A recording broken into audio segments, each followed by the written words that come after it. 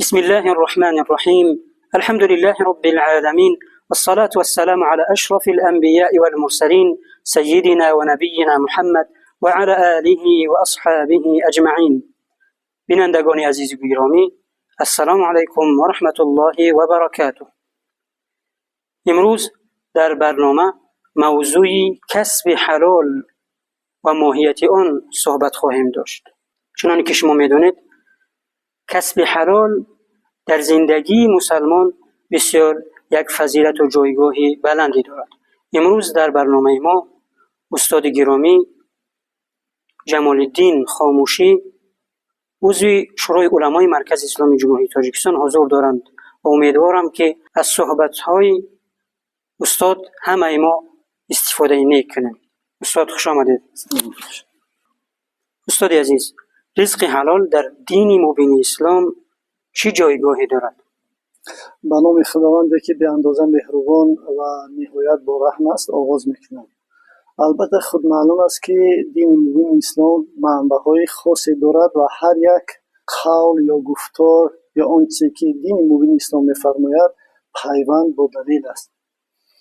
برای این ما اگر به تاریخ انبیا علیهم السلام نظر اندازیم، از زمان آدم علیه السلام تا به زمان خاتم چقدر پیغمبری که گذشته باشند، یعنی بعضی پیغمبرها را خداوند در قرآن قصه کرده است و بعضی آنها قصه نکرده است، همچنان که قرآن به این گویا است. میبینیم همه پیغمبرها دارای کسب بودند، یعنی مهنت حلال میکردند، با وجود اینکه بهترین موجودات بودند، گل سری سبد که همه مخلوقات بودند، با وجود همین اونها کسب میکردند و از حساب کسب خود روز میگذراندند. یعنی همچنان که در آثار هم آمده است الکاسب حبیب الله، یعنی که کسب کننده محبوب خداوند است.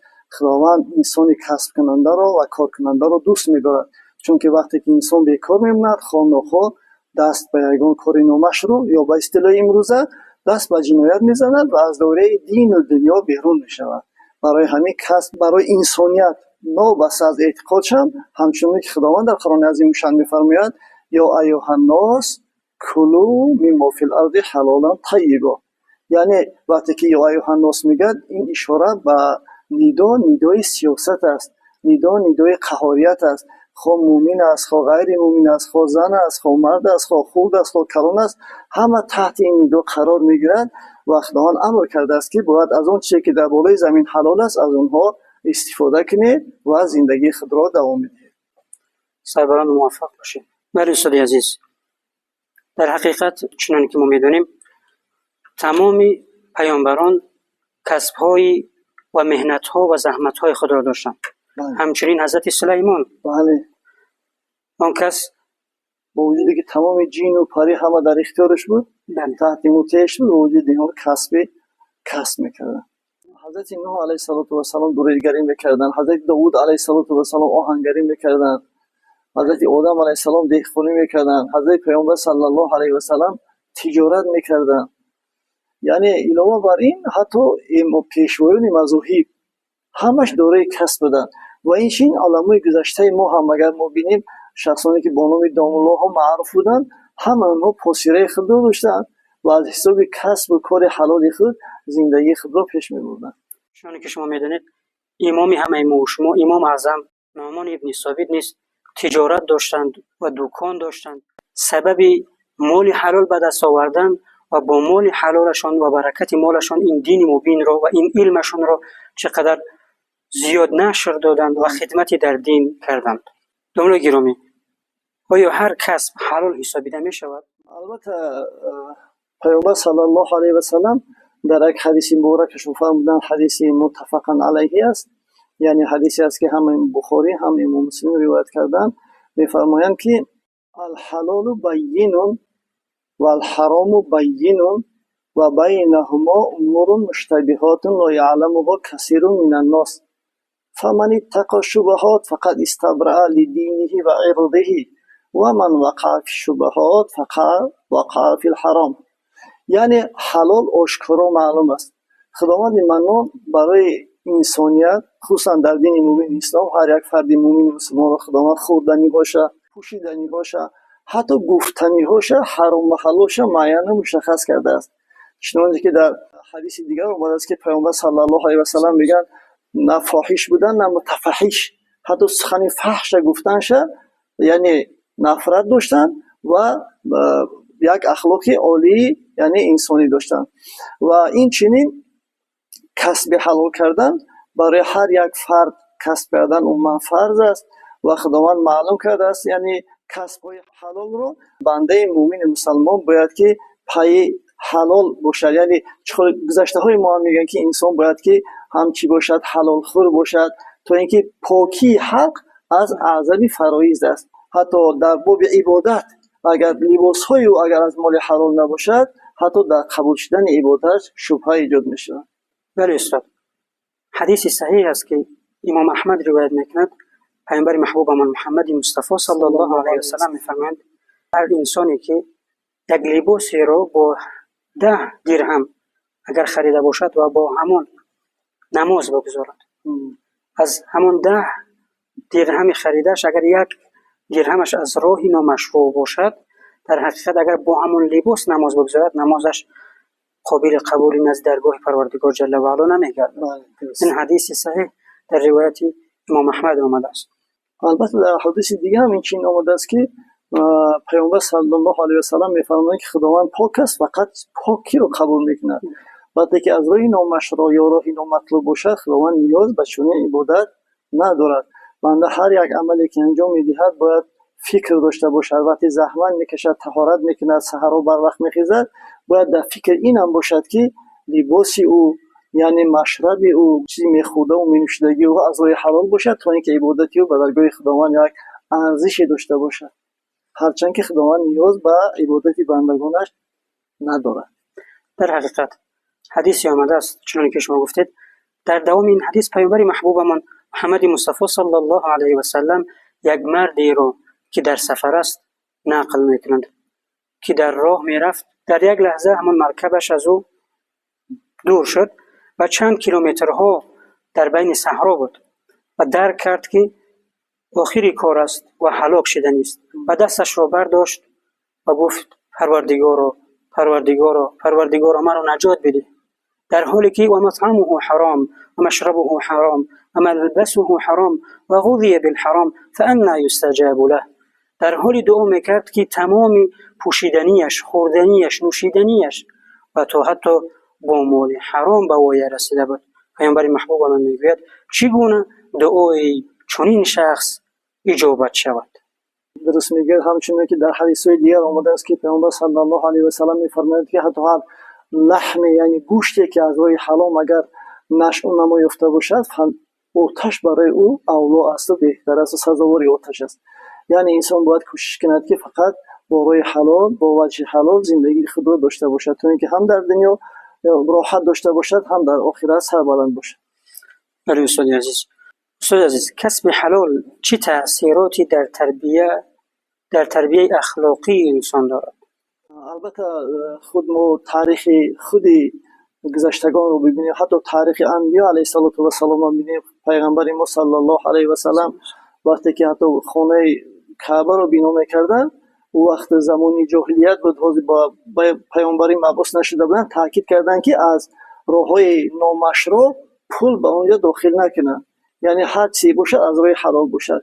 و در مسئله تربیه اخلاقی باشد، اگر خصوصا گذشتگان ما هم اگر عارفا را اگر ما تاریخشون رو بخونیم، همه اینو کوشش میکردن که حتی نطفه آنها یگان غذای نامشروع قوت نگیرد، تا اینکه از اونها یک فرزندی به دنیا نیاید، که چون که عمل پدر و مادر هم در تربیه اخلاقی فرزند تأثیری خاصه دارد. برای همین گذشتگان حتی از کارهای شبهه هم پرهیز میکردن، حتی اگر اون خوردنی هایی که شبهه‌ناک بود از او پرهیز میکردن، تا اینکه آنها پاک و پاکیزه باشند و خاندان آنها در راه شریعت یعنی در راه صراط المستقیم زندگی داشته باشند و فرزندان صالح از آنها به دنیا بیایند. بله، نقلی از عالم در یادم آمد که میگفت خود و همسرش و همه خانواده اهل علم بودند، اهل ادب بودند، در خدمت جمعیت و خدمت مسلمانان کامیاب و موفق بودند، اما از آنها یک فرزند ناسالم و یک فرزندی که سبب خجالت پدر و مادر به وی رسید و این پدر و مادر یک جا جمع شدند و گفتند که سبب چی بود که از ما چنین فرزندی به وای رسید.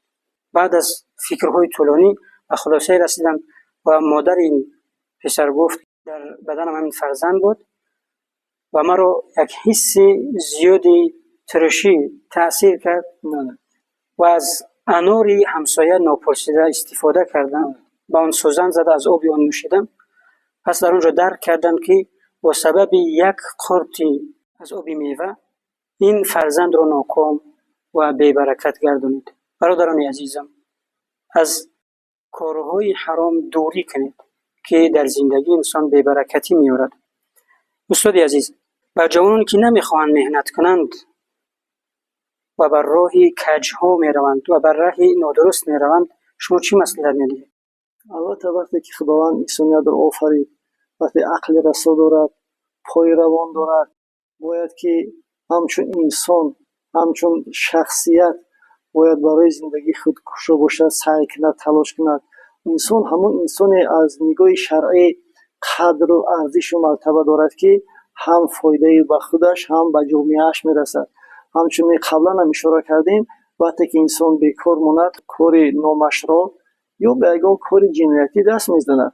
برای همین فرض است بر هر یک انسانیتی کسبی داشته باشد، حساب همون روزمره خود، یعنی از حساب معاش خود زندگی خود را پیش برد و هر کمبودی مشکلاتی دارد بالای سجاده حل کند و دعا کند. البته خداوند کفای او را خالی بر نمیگرداند. انسان باید که با یک زندگی حلال، با یک زندگی سربلندانه هم به خود هم به جامعه خود فایده های زیادی برساند. یعنی کاری نکنه که هم به سربار جامعه باشد. یعنی در جامعه به قول بزرگان طرز انسان باید زیست کند که یاری شاطر باشد، نه باری خاطر. یعنی خیلی نباشد که وقتی اگر در یک محله، در یک قریه وقتی یک انسان معتاد باشد یا یک فرزندی بدکاره باشد، اگر همه اهل اون محله از اون ناراحت میشن و زحمت میکشن. چیزی که پدر و مادری و برای تربیت فرزندان انسان از خوردی باید تاکید کنند که فرزندان حلال کار باشند، حلال گو باشند و برای راست و برای که خدا و پیامبر برای ما معین کرده است از اونها استفاده کنند. سبب نیکبختی خودشون، هم جامعه، هم پدر و مادرشون باشد. یعنی فرزند باید نام نیک پدر و مادر رو بردارد، نه اینکه هم خود رو شرمگین هم پدر و مادر رو در جامعه سرخم کنند. در حقیقت چنانکه که ما می‌دانیم پیامبر محبوبمون در حدیثی که ابو هریره رضی الله عنه روایت می‌کند می‌فرمایند اذا مات ابن آدم انقطع عمله الا من ثلاث صدقة جاریه او علم ينتفع به او ولد صالح يدعو له. در حقیقت فرزند انسان وقتی میمیرد تمامی نامه‌های او بسته می‌شود به جز 3 عملش. صدقه جاریه، مکتبی بنا کرده باشد، راهی ساخته باشد، آبی برآورده باشد، در کارهای جمعیتی سهم داشته باشد، پس بعد از مرگ نیست ثواب و اجر و پاداشش به مانند آبی روان به او میرسد.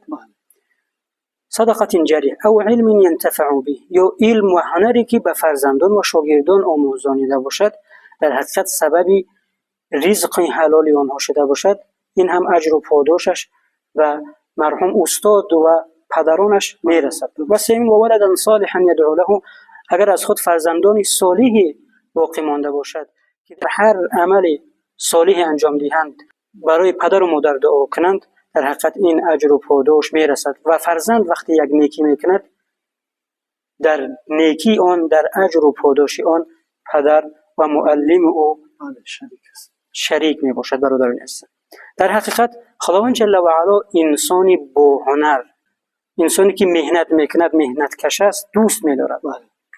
انسانی که صاحب کسب است و مهنت میکند، هم زندگی خود را پیش میبرد، هم با جامعه‌ای که زندگی میکنه منفعتی بیشتر میرسد، او از جمله بهترین انسان‌ها از دیگه شرعی محسوب میشه. چون که پیامبر محبوبمون میگوید ان الله يحب العبد المحترف، خداوند جل و علا بنده مؤمن هنرمندش رو دوست می‌دارد. دوستان عزیز، سوال به میان آمده است که منفعت و فایده مهنت حلال و مال حلال در زندگی انسان، عقل انسان، روح انسان و مال انسان چه منفعت هایی دارد؟ البته مالی که انسان از روی حلال، وجه حلال به دست می‌آورد، هم سبب خوشنودی او در دنیا است، هم به یک خاطر جمع است. یک قصه در میرقات می‌آورد که همچنین که عادت مردم ما تاجیک‌ها است میگویند یک نفری بود که مال و ملک زیادی داشت و پیش یک نفری همچون رفت و گفت که پیرم من یک مال زیادی دارم میخوام که همین را خیر کنم. در کجا بوده خیر کنم؟ در کی خیر کنم؟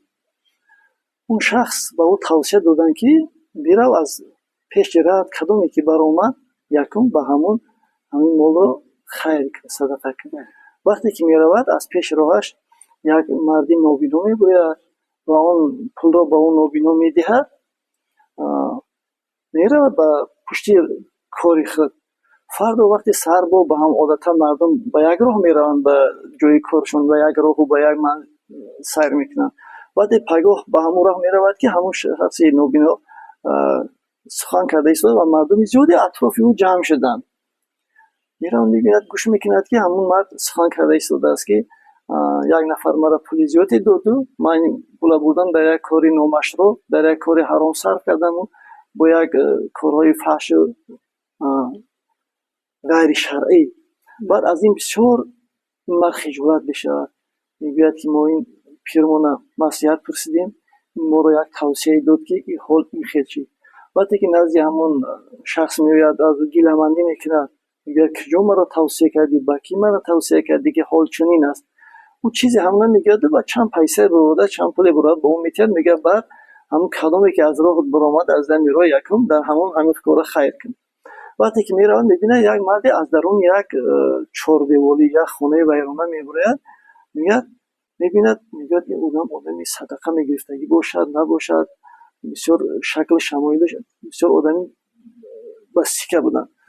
بعد وقتی که امر شد خانه میتید، وقتی پول رو میگیرد اون گشته باز همون چی میرود درون همون چهاردیواری ویرانه میرود و بعد میبرد دلش قرار نمیگیرد و فریاد کرده میپرسد که شما از همون جا بر اومدید من پول به شما دادم با گشته همون جا در اومدید، اگر مخفی نباشه این چی سیر است، چرا چنین کردید؟